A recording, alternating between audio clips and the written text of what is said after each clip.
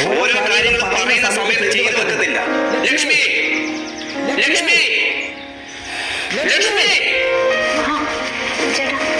എന്റെ തേച്ച ഷർട്ട് കൊണ്ടുവന്നേ.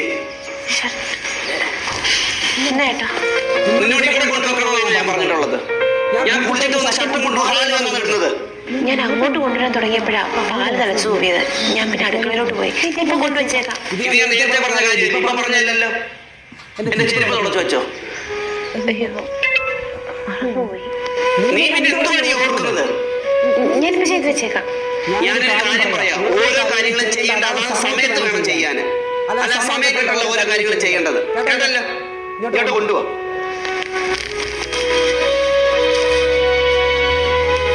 കഴിക്കാൻ വല്ലതും ആയോ? ഇനി അവിടെ 4 മണിക്കൂറിന് വെയിറ്റ് ചെയ്യണോ ഞാന്? വേണ്ട.